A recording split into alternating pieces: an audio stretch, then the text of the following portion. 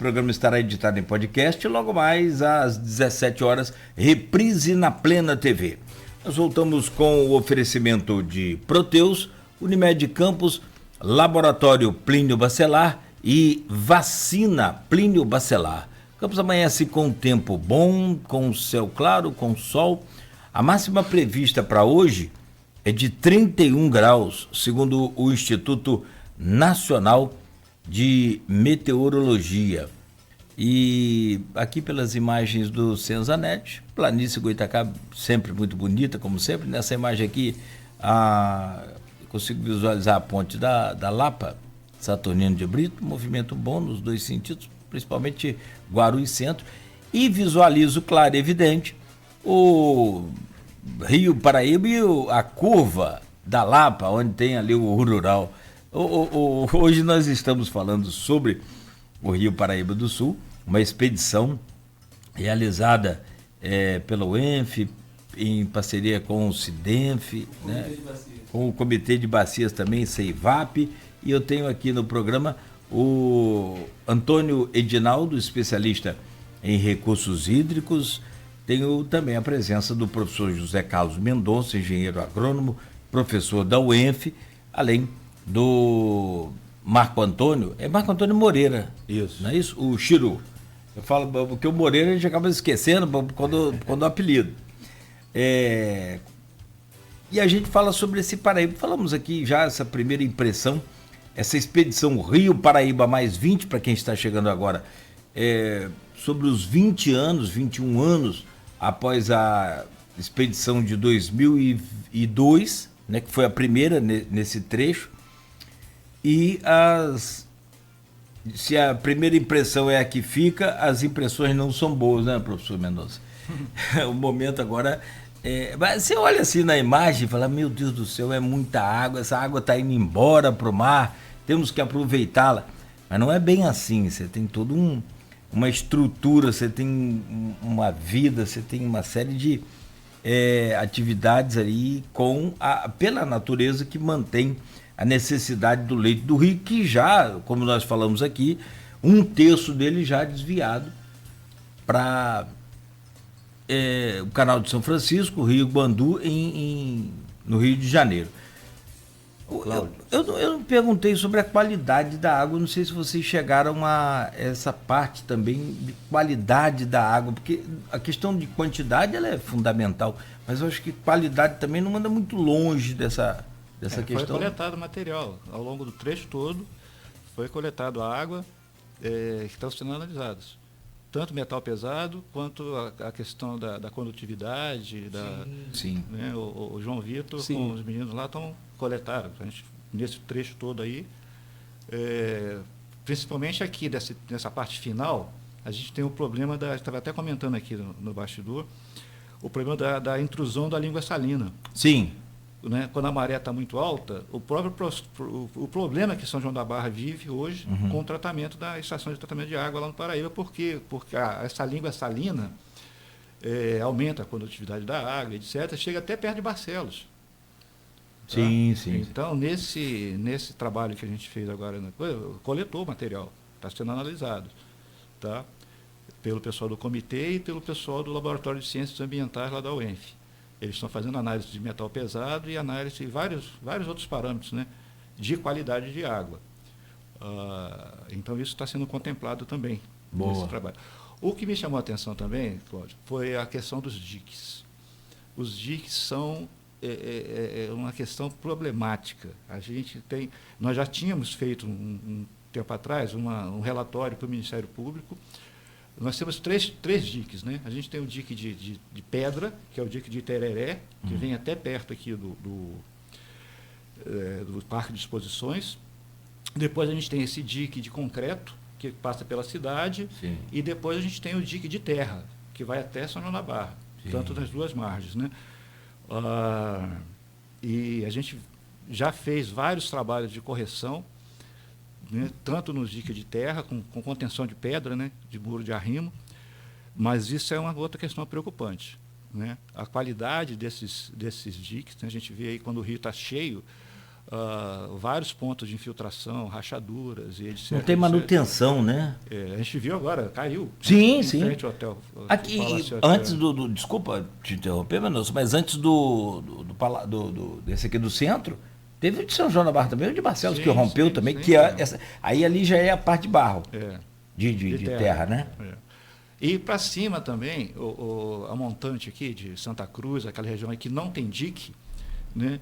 Mas a gente viu que as encostas muito, muito desmatadas, muito assoreamento, apesar de ser uma parte mais alta, que a gente chama, já está no cristalino, né? Tem a parte de morros ali, etc, etc. Mas quando ele vai chegando no que a gente chama de trecho sedimentar e final, né? Que é essa parte mais plana, é bastante preocupante as margens.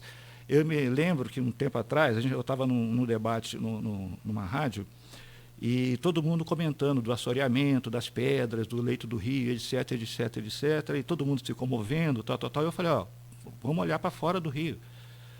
Né? Você não tem mata ciliar, você não tem proteção de nascente, você tem o uso, fogo, né? Pastagem tacando fogo. Então, eu acabei quebrando um pouco o gelo, né? Falei, vocês estão olhando para dentro do rio, vamos olhar para fora do rio. Né?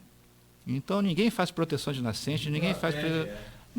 Então, a gente tem esse problema, que é o que a gente chama de contenção de água e solo, né?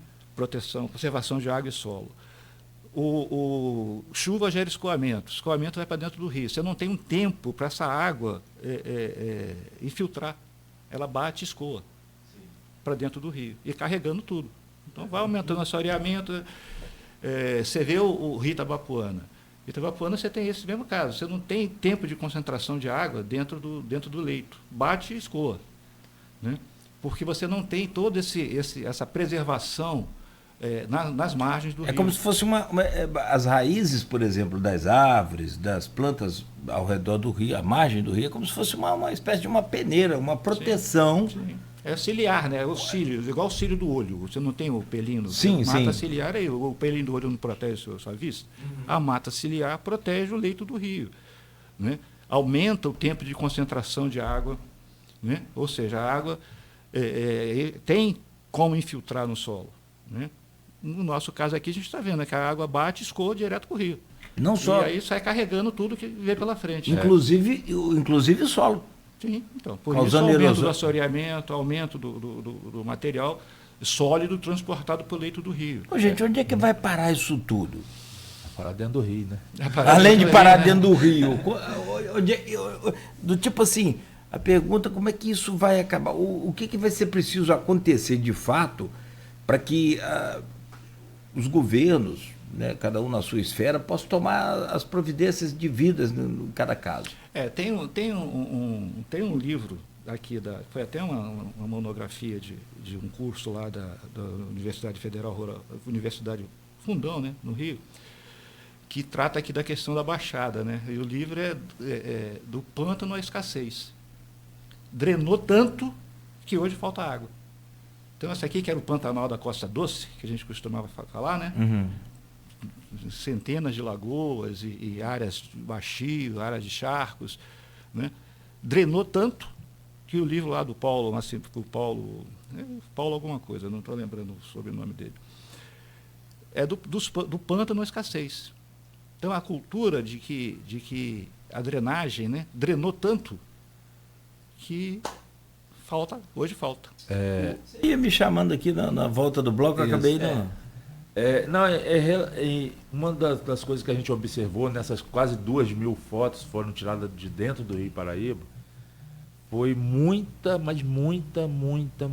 topo de morro sem vegetação. Esses morros hoje são para a pecuária, para a criação de gado. E aí, com esses morros desprotegidos, muitas fotos foram tiradas mostrando a erosão desses topos de morro.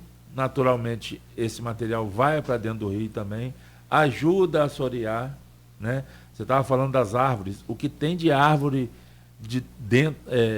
caída dentro do rio não está no gibi, né? Porque Se a gente vai não, assoreando, os barrancos vão desmoronando Sim. e naturalmente vai levando a árvore também para dentro do As rio. pouquinhas que restam ainda. Exato. Tem um projeto em Minas Gerais, rapaz, eu acho aquilo fantástico.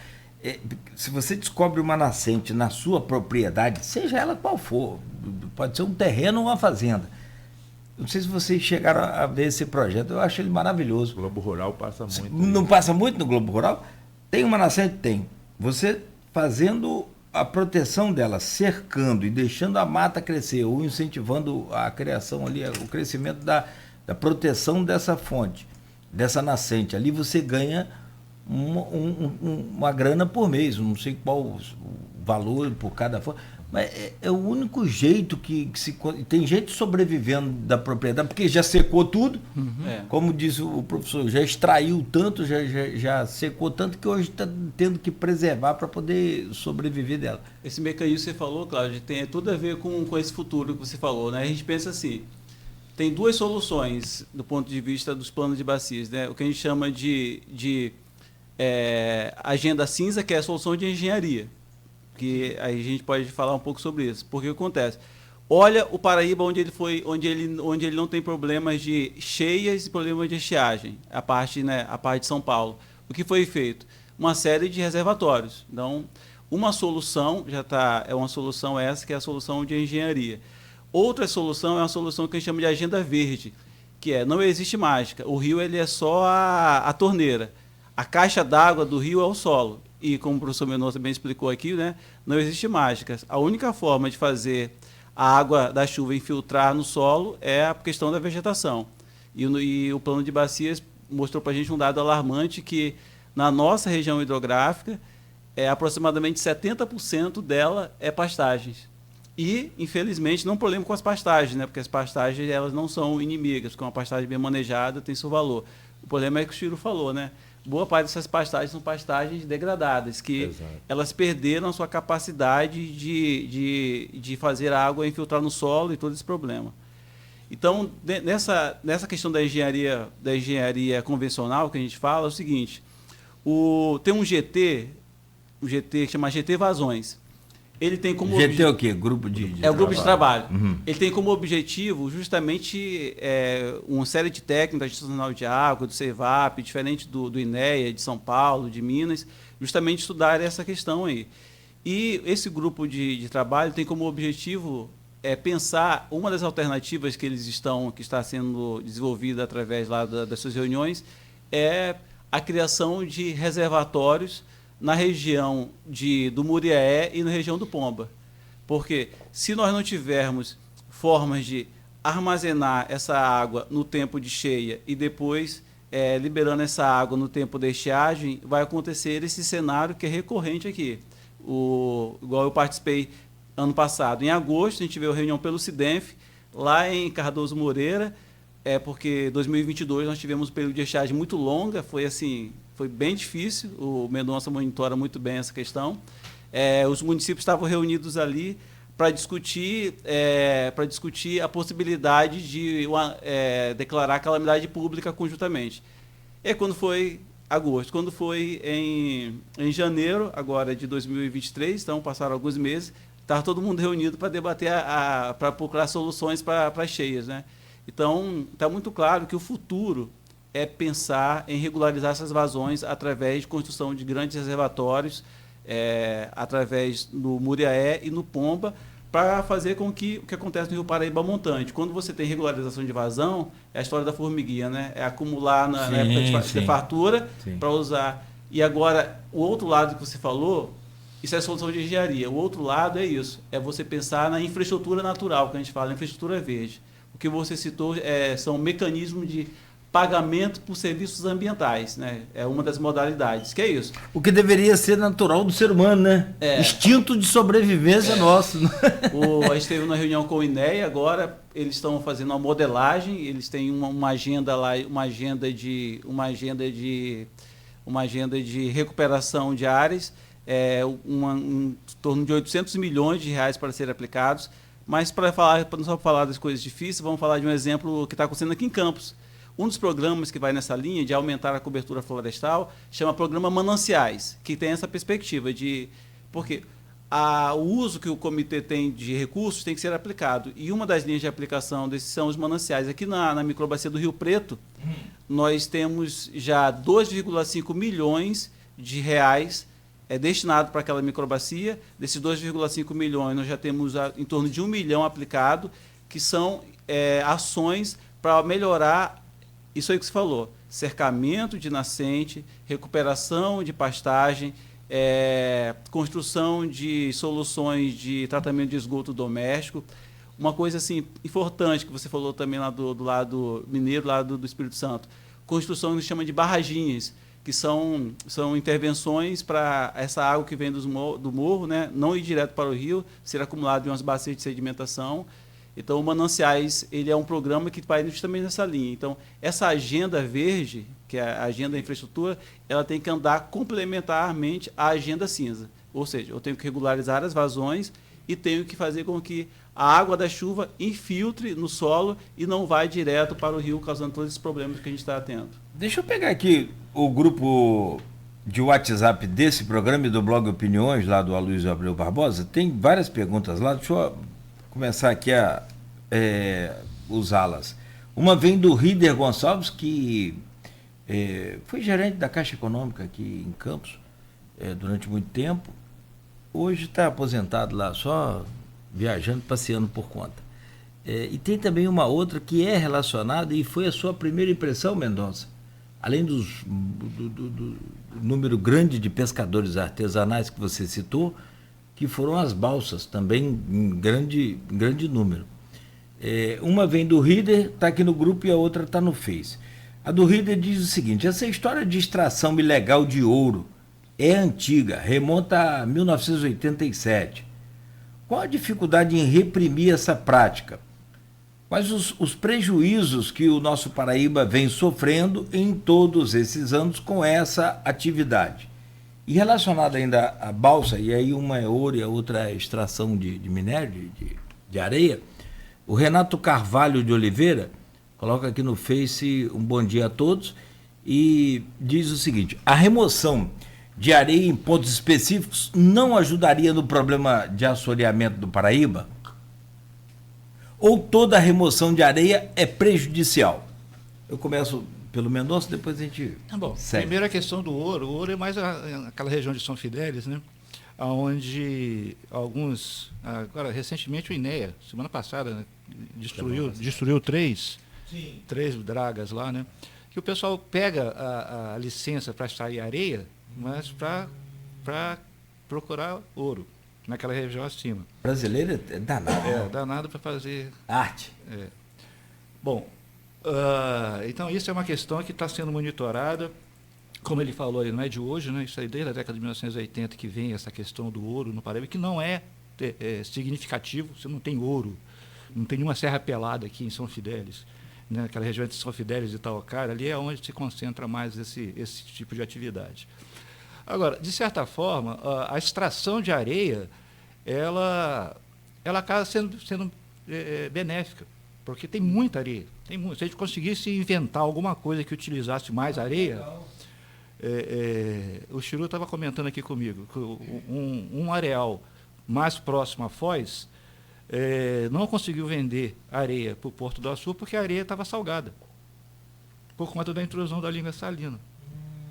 Então, na hora de fazer concreto, com teor de sódio lá na areia... Sim. Vai lembrar até aquele prédio lá no Rio, lá, que infelizmente caiu... Como é que é o nome? Agora eu me lembro... Do Palace. Do Palace, como é que era o nome do... Esqueci o nome do deputado lá. Naia, né? Naia? Eu acho. Sérgio Naia. Isso. Então, essa extração de areia acaba tendo o seu... apesar de... Quer dizer, até o Cristiano estava comentando isso, né? Você tem os dois lados, né? Você extrair areia, você tem o seu lado positivo.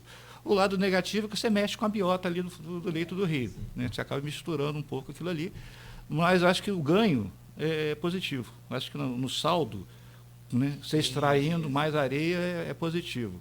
Tem essa questão da qualidade da areia também, né? E tem os impactos que isso gera. Ali em frente ao ENF, você vê, em frente ao ENF, aqui em Guarulhos, você vê, passa aqueles caminhões lá com a areia hidratada, né, escoando, quando seca aquilo ali fica um mar de areia na pista, né? Verdade, sim. E aí isso aí em Guarulhos entope bueiro, vai para Boca de Lobo e etc, etc. Mas para o Paraíba, de uma forma geral, tem muita areia. Tem muita areia para... No meu ponto de vista, é favorável. Quanto mais extrair, melhor, né? Desde que licenciado, certinho, tal, né? Tudo dentro Perfeito. E que for para areia, não é para... Me chamou a atenção a quantidade. A quantidade de draga hoje... É muito grande. Comparando a 20 anos atrás, né? Até o pessoal brincou, não, daqui, depois da Ponte da Lapa para lá, tem 2 ou 3. Tem 2 ou 3 nada, tem mais de 14. Você chegou a fazer um levantamento ou não era esse o objetivo? Não, esse é o objetivo. Está registrado fotografia e a gente fez tem uma ideia contagem... mais ou menos de quanto? Mais de 20. Mais de 20. De Ernesto Machado até... Até aqui. Tem o Rei do Rio, né? Tem os, não vamos citar nomes, mas tem gente aí com 3, 4 lavras, né? Mais para baixo aqui também, depois da Ponte da Lapa para lá. Mas você fala, tem muita, mas por outro lado você conta que seria bom. Então... Então, eu achei que é uma atividade chamou a atenção o aumento. Chamou a atenção a quantidade expressiva de dragagem, de dragas dentro do leito do rio. Isso me chamou muita atenção. E essa questão do ouro, né, isso é lá para cima, é São Fidélis e Talcara, é mais a montanha. Ali tem as pedras ali, São Fidélis é mais rochosa a parte do fundo do rio, né? Tem mais pedra, né? Já está no cristalino, que a gente chama, né? Então, isso aí os órgãos ambientais estão... Porque o rio é federal, né? Esse rio é federal, né? Por passar em 3 estados, né? Sim, o Paraíba do Sul é um rio federal. Então, você tem a ação da Polícia Federal, do Ministério Federal, etc. Então, isso tem essa repressão aí, inclusive recente agora, semana passada, o INEA destruiu 3 dragas lá, né? Que o caboclo faz isso. O que ele faz? Ele pede uma lavra para extrair areia, mas, na verdade, ele quer futucar... Ele quer o ouro que tem lá. Que aí tem adição de mercúrio, aí você tem uma outra série de... E não tem esse ouro poluentes. Não. Até onde a gente sabe, não tem essa serra pelada aqui. Não vale a pena. Tem a pergunta do Edmundo Siqueira aqui também, mas tem a do velho. Do velho é do pai dele, né, no bom sentido, não quer dizer que seja... Agora eu já estraguei tudo, mas tudo bem. Deixa eu tentar resolver aqui. Seu João Siqueira. Edinaldo, como ficou o nosso Paraíba depois da maior crise hídrica de sua história? Você acha que a Tafona sofreu com isso? Edinaldo e Mendonça também, claro. O João, né, é uma pergunta aí dele, mas ele é um dos atuantes, ele teve com a gente essa expedição, né, é importante falar também, ele colocou o pé dentro do rio, andou no rio e tudo mais.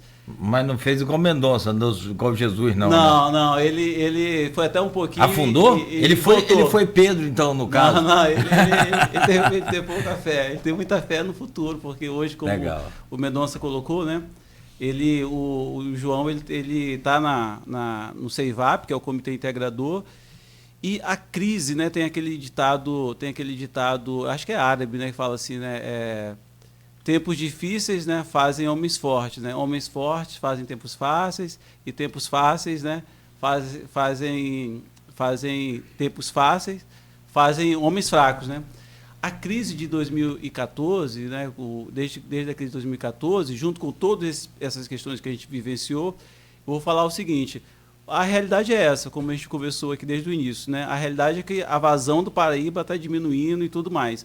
Mas, ao mesmo tempo, os instrumentos que a gente tem criado para contornar esses problemas avançaram, né? Por exemplo, eu falei aqui, o grupo de trabalho Vazões, nós participamos agora de um GT que, dentro da gestão de recursos hídricos, Cláudio, o que a gente faz? Assim, a gente tem uma coisa chamada de demanda, que é a disponibilidade. No final das contas, a gente quer saber quanto de água tem e quais são os usos dessa água. Então, a partir dessa demanda, a gente estuda o que a gente vai fazer com esse rio, né? E a gente tem avançado justamente para mostrar que, se a gente não melhorar essa disponibilidade do recurso, vai faltar. E aí, dentro do CEIVAP, estão sendo criadas uma série de estudos, uma série de ações para melhorar essa questão da capacidade do rio de ter água. Mas a realidade é que a gente precisa criar esses mecanismos de engenharia para que essa vazão seja estabelecida, porque o que a gente tem demonstrado é isso. O professor Mendonça mostrou aqui, ele é um estudioso do clima, né? No mesmo ano, a gente fez um estudo, outro estudo também bem bacana do comitê, que é bem pioneiro também. Nós fizemos um estudo junto com a Defesa Civil para entender os impactos na vida das pessoas, que é o impacto socioeconômico que a gente fala. Nós pegamos os dados da Defesa Civil, sempre quando tem algum evento a Defesa Civil atende, eles têm um relatório que eles alimentam dos impactos das cheias e das estiagens. Nós fizemos esse estudo e nós vimos que, do período que a gente analisou, 1 milhão de dados registrados de prejuízos humanos e prejuízos econômicos, prejuízos privados, prejuízos públicos, 1 milhão de registros nessa região. Ou seja, a nossa região, mostrando para cá, para a região hidrográfica 9, sangra todo ano. As pessoas têm que comprar móveis novos quando tem a enchente, entendeu? Perde. Os equipamentos públicos têm que ser revistos, tem que gastar dinheiro para refazer um monte de obra, e aquele dinheiro que deveria ir para a economia vai justamente para repactuar esses prejuízos que as cheias e as estiagens trazem. Então, está muito claro que o nosso futuro, e é muito importante dizer, como foi falado aqui, a questão do Paraíba do Sul é uma questão que envolve os instrumentos, mas também envolve questões políticas. A gente precisa de deputados que vejam a importância disso, porque as enchentes aparecem no noticiário quando elas acontecem. Mas esse trabalho preventivo, né, esse trabalho, por exemplo, de fazer uma expedição, de alertar, nós estamos aqui alertando, mostrando que se não for feito alguma coisa, como o João perguntou aí, né, todos os nossos dados mostram que, se não forem feitas essas intervenções, regularizar a vazão, melhorar a infiltração do solo, o cenário futuro não é muito promissor. Porque tem uma coisa que acaba que a gente não percebe, que é o seguinte: quando uma empresa vai se instalar, isso nunca aparece, mas ela procura geralmente a gente, os técnicos, para pedir dados e fazer justamente a disponibilidade hídrica da região. E o que vai acontecer? Com todos esses problemas que a gente está enfrentando, você falou, a Coca-Cola estava ali, né? Onde as empresas vão se instalar? Vão se instalar numa região onde você tem queda de 30% de vazão mínima, como a gente falou, né? Então, assim, a gente tem justamente mostrando esse alerta, e é muito importante, Cláudio, o comitê. Vou te falar, o comitê é o parlamento das águas, ele é muito importante porque ali tem sindicato rural, tem o pessoal da Fijan, tem o pessoal da Defesa Civil, tem as prefeituras, e é nesses espaços que o Comitê de Bacias se junta com os outros comitês, né, o Piabanha, o Rio dos Rios, São Paulo e a Agência Nacional de Águas, e mostra que a região hidrográfica 9, desde esses tempos difíceis que 2014 gerou, está alertando que, se não for feito nada, a nossa região, no futuro, vai ter cada vez menos empreendimentos, porque os empreendimentos vão para regiões onde você tem falta de água, né? Por exemplo, a Ambev, onde é que ela se instala? Petrópolis, ali na beira do Guandu, ali na estrada Rio-São Paulo, em Seropédica, e sair desses locais. Então, tem muitas empresas que estão fazendo estudos da disponibilidade hídrica da nossa região e acabam não vindo. Por quê? Porque não tem segurança. Olha só. Eu participei de uma conferência ali no Porto do Açu, que hoje eles utilizam, para a demanda deles, eles têm água subterrânea, muita água de reuso com a água que vem junto com o mineroduto. Mas eles já, dentro da perspectiva, que plano para 30 anos. Isso é interessante. Nós precisamos justamente dessas pessoas que olham a longo prazo, porque a política, às vezes, olha muito para aquela gestão somente do período imediato. E aí, uma das coisas que eles mostraram para a gente, que eles já têm, dentro desse cenário de insegurança, ele já tem uma outorga preventiva dentro do INEA, para caso o porto comece a crescer, comece a ampliar a sua planta, ele já tem uma outorga preventiva para utilizar mais água do Paraíba do Sul. Eu acho que eles poderiam criar... Desculpa te interromper, né? Eu vou pelo popular. Mendonça analisa também a pergunta do João, mas só antes do Mendonça falar também. Acho que o porto, por exemplo, já que segue nessa linha de preservação, dessa coisa de trabalhar... Tem lá o projeto Caruara, que me parece bem interessante, que eles entregaram agora à população. Poderia criar uma forma de, ao invés de usar água do Paraíba para 30 anos, dessalinizar a água. que hoje me parece ser uma realidade pelo mundo afora. Sim. Eu gostaria de fazer uma provocação também. Que é bem interessante. Professor Mendonça é um estudioso do clima e há pouco tempo colocou essa questão do nosso clima estar se transformando em semiárido, correto, professor? Ou seja, a gente está com clima semiárido e com pouca água. É isso mesmo que está... Esse é o cenário que a gente está vivendo? Ano passado a gente teve 7 meses de déficit hídrico. Julho não choveu uma gota. Julho do ano passado não choveu uma gota, né? E aí a gente teve, o pessoal da pecuária aí sabe, perdeu o gado na seca, depois quando começou a chover, perdeu o gado com diarreia. Sim. Né? Por conta Do brotinho verdinho. Da má qualidade da água, exato. E o preço lá embaixo. Então, foi ano passado, o pessoal da pecuária, da agropecuária de uma forma geral, foi desastroso. Quem é produtor rural sabe disso, que a gente está falando. E aí, no final do ano, choveu em novembro, dezembro, aí a nossa média de chuva está em 960 milímetros por ano, era 1.070, depois 1.050, hoje está 960. Temperatura subiu quase 2 graus. A umidade relativa caiu mais de 50%. Né? Caiu 5%. Sim, sim. Então a gente está ficando mais quente e mais seco. Isso é um fato. E com menos água. Isso é um fato. Mais quente e mais seco. Então está chovendo cada vez menos. Mas um dado, aí você pega, por exemplo, ano passado. Ano passado, no final do ano, o total anual, 1.200 milímetros. Choveu acima da... Sim. Mas o problema não é isso. O problema é o que eu falo muito para o professor Almir, que é Almir Júnior, que é secretário de Agricultura, é o número consecutivo de dias sem chuva. E o volume intenso numa vez só. E o volume intenso de uma vez só. Então a gente chega a ter 50, 55 dias consecutivos sem uma gota d'água. Aí 70%, 77% da nossa chuva é menor que 10 milímetros. Então está chovendo 980, 960, a média anual, a última normal climatológica, e nossa evapotranspiração de 1.600. Então a gente já tem um déficit hídrico significativo, né? Muito grande. E o padrão de chuva nosso é pouca chuva. Chuva de menor que 10 milímetros. Eu tenho isso lá, a gente tem até publicado isso em artigo, em capítulo de livro e tudo mais, que é a probabilidade de frequência de chuva. Então a gente vem percebendo isso, a gente vem esse grande período de estiagem, cada vez maior, e os eventos extremos. Aí quando chove tudo de uma vez só. Chegar a chover 300 milímetros. E aí você não aproveita, como teve ano passado, novembro do ano passado, lembra? Então. Até que eu falei do Muro do Itaúca aqui, foi em novembro do ano passado.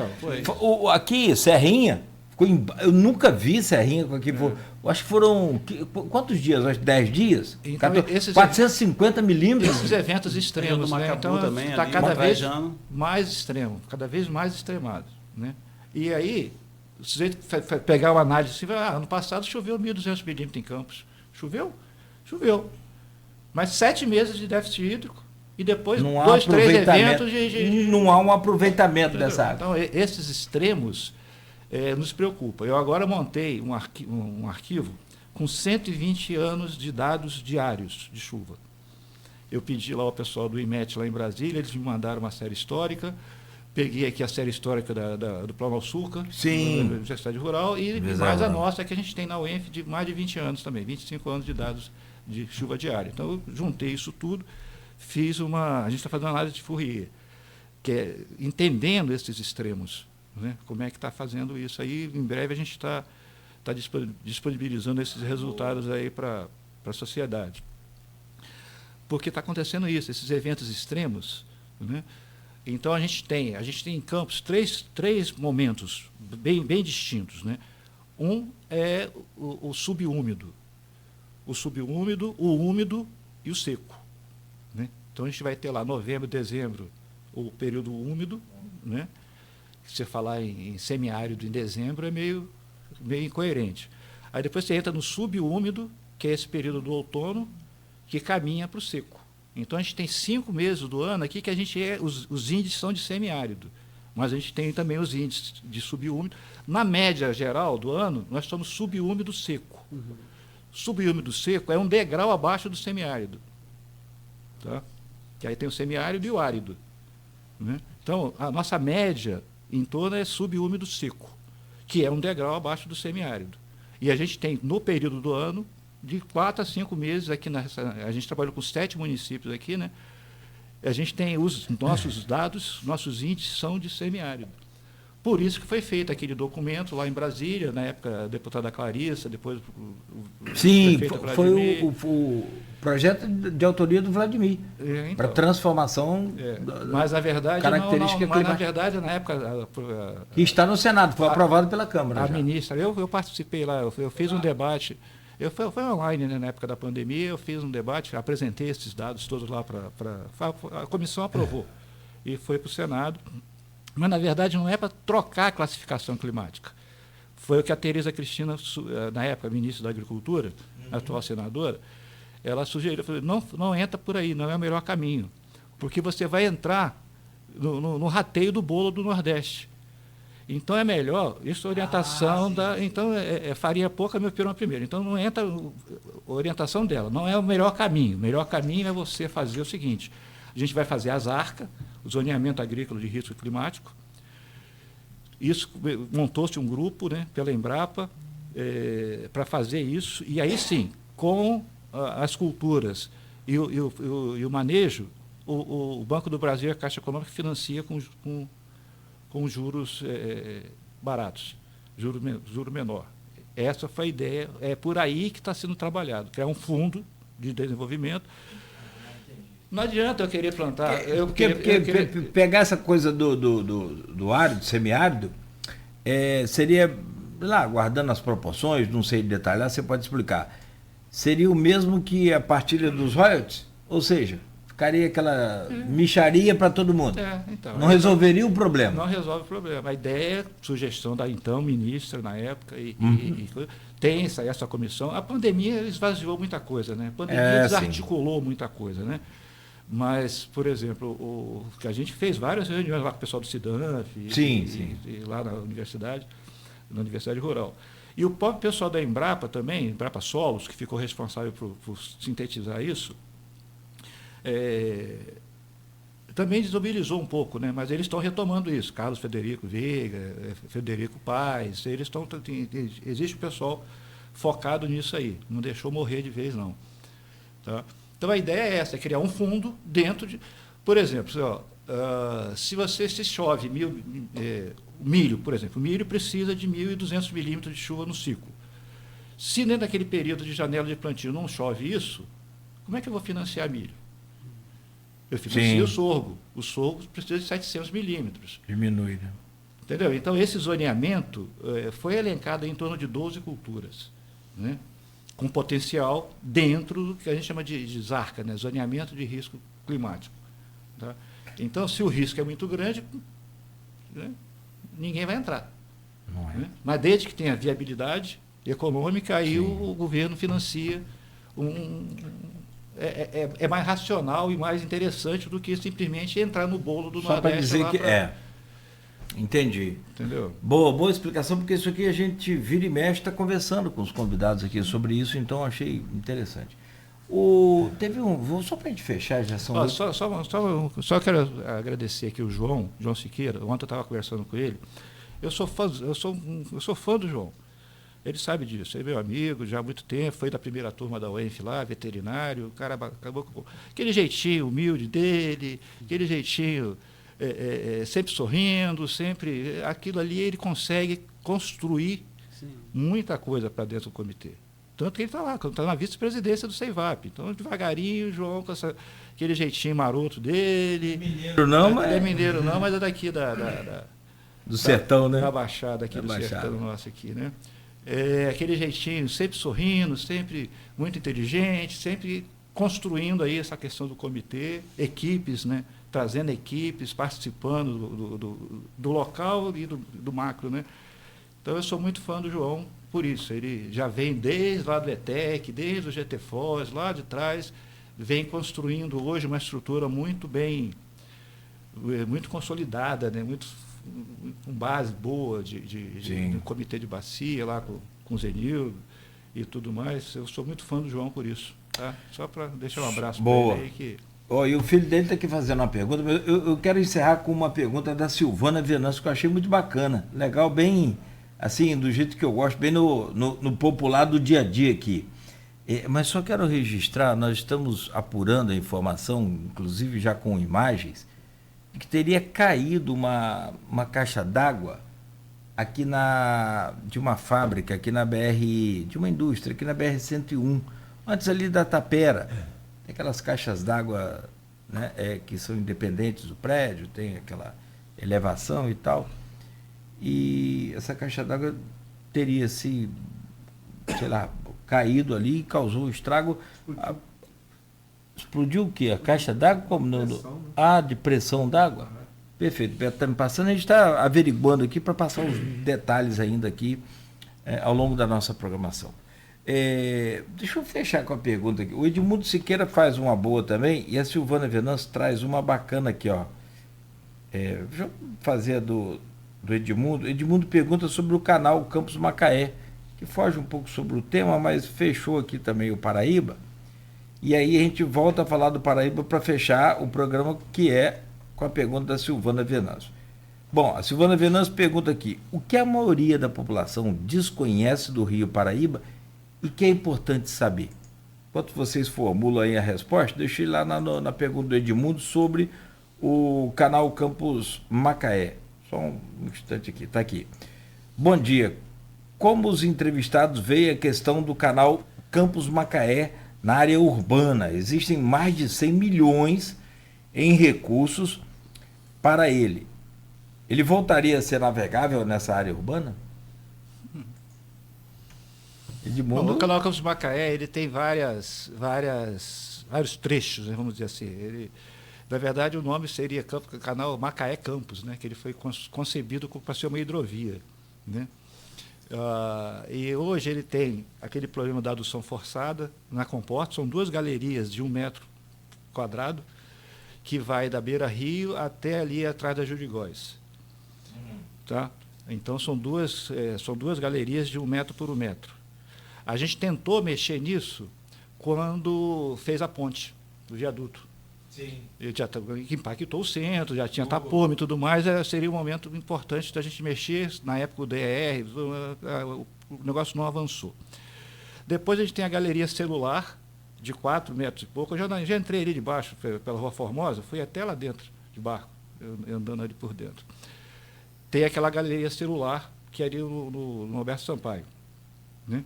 Ali já tem, ele tem um degrau de 90 centímetros entre essas 2 galerias. Depois ele sai o trecho canalizado, que é da Formosa até a Nilo Peçanha. Aquilo ali é um retângulo de 5 metros por 1,80 m de altura. E aí você tem os taludes revestidos. Depois da Nilo Peçanha até a Lagoa, ele vai em terra. Vai com talude natural ali. Que ficou agora já em orçamento para ser feito também os taludes de fazer o revestimento talude, né? E até fazer... pista do outro lado ali, né? O que não pode fazer é tapar. Não dá para tapar o canal. Não, tá doido. Já foi ventilada essa possibilidade de tapar o canal. Cobrir tudo ali. Olha o problema que a gente tem no Alberto Sampaio. Tem uma parte tapada que é do Alberto Sampaio. Então, olha o problema que a gente tem no Alberto Sampaio, né?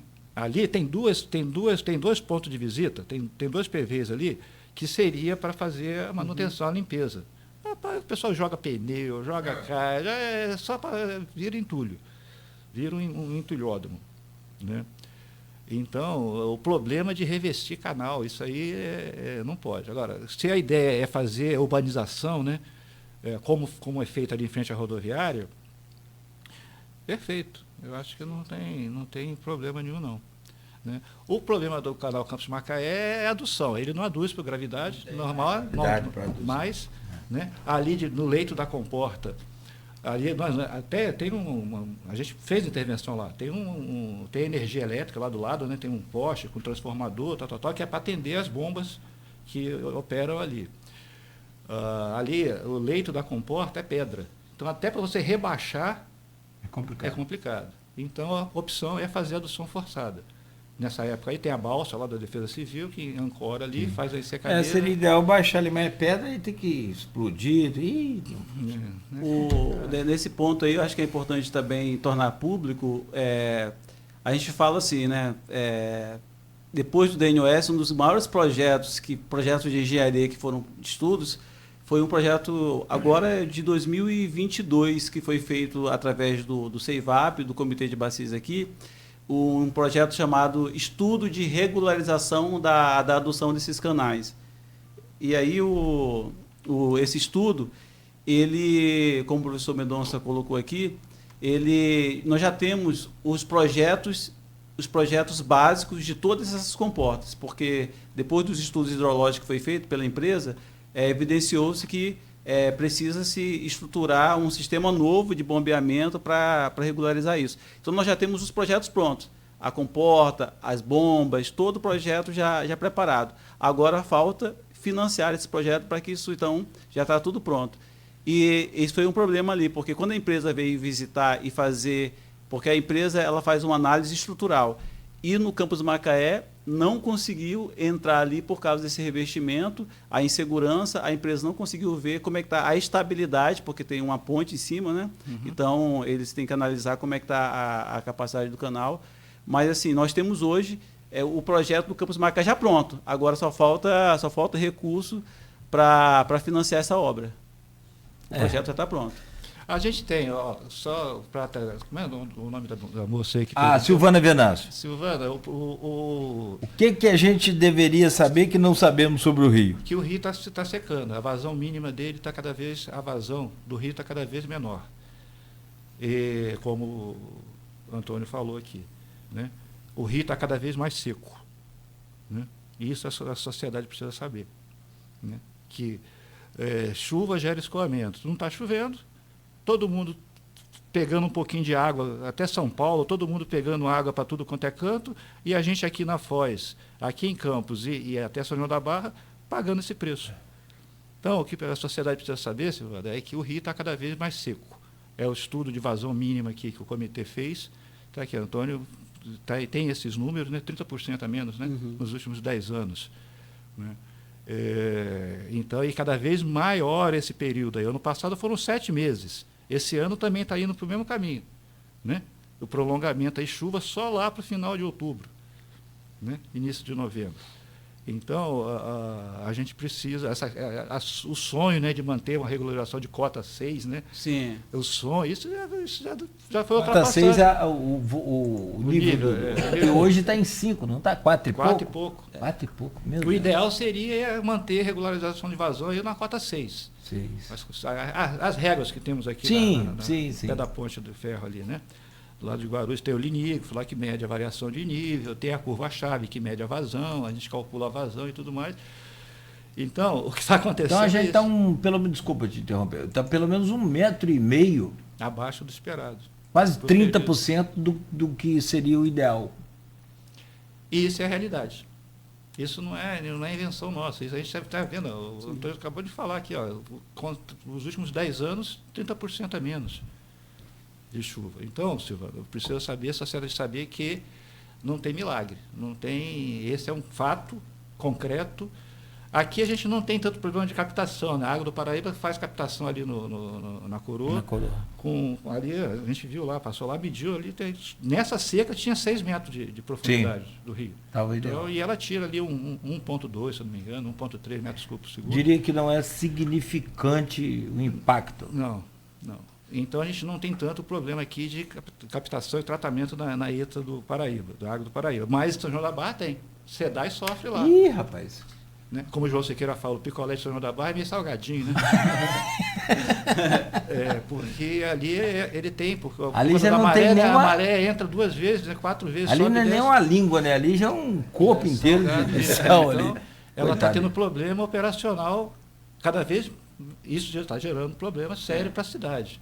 Né? Estou pensando, inclusive, em abrir um outro poço profundo para poder atender. Que é a chamada água do futuro, que é esse lençol freático nosso que a gente. Então a gente já vê problemas, a gente já percebe os problemas, esse passivo ambiental que a gente vem desses 40, 50 anos para trás, né? Olha os impactos lá na foz, né? A gente está vendo isso acontecer, e ainda com muitos estudos, mas ainda com muito pouca ação mitigatória para resolver esses problemas. Uma coisa que o Paraíba a gente precisa conhecer, eu vou aproveitar a oportunidade aqui, porque quando começa a chover muito, a população fica muito preocupada sobre transbordamento de rio, né? O impacto, se isso está abaixo do nível esperado, se está acima. Eu quero divulgar aqui, Cláudio, que a gente tem dentro do comitê um projeto chamado Sala de Monitoramento. E a gente falou aqui, né, por causa do espaço, da questão da expedição Rio Paraíba mais 20, mas nós temos um instrumento que a gente chama de relatório hídrico diário. Todos os dias nós temos uma equipe dedicada para monitorar todos os nossos corpos hídricos que envolvem a nossa região hidrográfica. Então, não tem somente aqui o Paraíba, tem o Muriaé, tem o Pomba, tem a Lagoa do Campelo, a Lagoa de Cima, a Lagoa Feia, tem também a nossa região ali do Itabapuana. Esse relatório hídrico ele pode ser acessado através do... aplicativo? Não, é publicado nos nossos grupos do comitê e a população em geral pode acessar no Instagram, entendeu? Então, o que é que a gente precisa saber do Paraíba do Sul, né, que é importante saber, né? É que tem um instrumento hoje no comitê que a população pode acompanhar diariamente, aquele publica. A cota do Rio Paraíba do Sul está aqui, ó, nesse dia, 3,88, a vazão está em 3,81. Abaixo de 4, hein? Em relação ao dia anterior, teve uma queda de 4%. Então, esse trabalho que o comitê faz Legal, que é muito importante para entender isso. O que o Paraíba do Sul ele é o símbolo máximo de que nós temos uma dependência da natureza, né? A pandemia veio justamente mostrar isso, que se a gente não olhar para ele e não tiver políticas públicas e não tiver pessoas engajadas, acaba que a gente vai construir esse cenário destruidor. E como diz o poeta, né, ele fala assim, vamos deixar o pessimismo para dias melhores, né? Então a gente tem que pensar o que a gente pode fazer. Então, são CPFs, são pessoas, são instituições que devem atuar nessa militância e o Comitê de Bacias é muito importante. Eu estou em Campos, eu sempre gosto de perguntar, todo mundo que eu estou aqui em Campos eu pergunto, o que você gosta mais? Qualquer lugar da cidade? Aí eu lembrei de um colega meu que ele falou assim, pai, sabe o que eu gosto mais de Campos? Eu gosto de ver o Paraíba do Sul. Ele fala bacana. De manhãzinho, quando ele atravessa ali, ele mora em Guarulhos para vir trabalhar. Bonito. Ele fala assim, rapaz, o que eu gosto mais da minha cidade, quando eu vou de manhã, vejo aquele Paraíba do Sul, e quando eu volto, vejo aquele Paraíba do Sul, eu falo assim, é uma coisa assim que me faz gostar muito da minha cidade. Ele falando, boa, né? Boa. Mas mostrar isso, entendeu, Cláudio? Que a gente tem que ter essas pessoas que lutam, né? E eu acho que o Comitê de Bacias, né? O Chiru, trazendo de novo a expedição, né? Então são pessoas engajadas, boa. Né? O Mendonça, olha, há 20 anos, a gente até brincou com ele, o Mendonça, a próxima vai ter mais 20 anos ou vai ser antes? Aí ele falou, aí eu não sei, né? Porque ele teve na de 20 anos. Mendonça, a turma não perdoa, né? Aí ele perdoou a próxima das 20 anos. Então, eu acho que o que a gente precisa do Paraíba é isso, entendeu? Que a vida dele vai depender de pessoas engajadas. E eu acho que nós temos isso acontecendo. Eu gostaria de acrescentar isso que o Edinaldo falou, que isso só é possível também, respondendo a pergunta da Silvana aí, graças à universidade que está engajada, tem pesquisas sendo feitas, né? Professores trabalhando essa questão hídrica dentro da universidade e trazendo para a população o que está acontecendo, né? Sem as pesquisas, sem esse corpo técnico atuante, né, a gente não saberia o que está acontecendo hoje no Rio Paraíba, né? E a expedição é só um retrato daquilo que vem sendo pesquisado há tanto tempo. E eu gostaria, aproveitando esses 30 anos da UENF, né, mostrar essa importância da universidade dentro desse cenário, né? Esse livro que vai ser fruto dessa expedição é mais um presente que a universidade tem para com a população. E gostaria também de deixar aqui o convite, vou até antecipar, talvez o nosso reitor vá falar muito sobre isso ainda essa semana, mas na semana que vem, no dia 16, nós teremos um grande evento marcando esses 30 anos da UENF, onde a gente vai receber lá a Orquestra Sinfônica da Petrobras, um grande evento na concha acústica nossa lá, toda a população está convidada. Temos os shows também da Roberta Campos e uma banda que é de um servidor da UENF também, uma banda de rock que vai tocar também lá nesse evento. Meu querido Marco Antônio, obrigado, prazer sempre te receber aqui. Eu que agradeço. Valeu. Mendonça, muito obrigado, prazer. Obrigado. Parabéns aí pelo trabalho. Estamos na lida. Nós temos que agradecer a vocês. Bom dia a todos, boa semana para todos, né? Isso aí. E vamos embora que tem que trabalhar, não pode parar não. E por mais amigos aí, mais pessoas como o amigo do Edinaldo, que amam o Paraíba só em ver, não precisa nem... Exatamente. Né? É isso aí. Edinaldo, obrigado também, prazer recebê-lo aqui. Um abraço, sou ouvinte aí, assíduo também Muito obrigado. É a oportunidade de estar aqui com vocês. Bom dia para vocês, sucesso aí. Bom, são 8h59, avançamos aqui, mas valeu muito a pena, é o nosso Paraíba, né, que precisa dessa atenção. De volta amanhã às 7 com o Folha no Ar, oferecimento de Proteus, Unimed Campos, Laboratório Plínio Bacelar e Vacina Plínio Bacelar.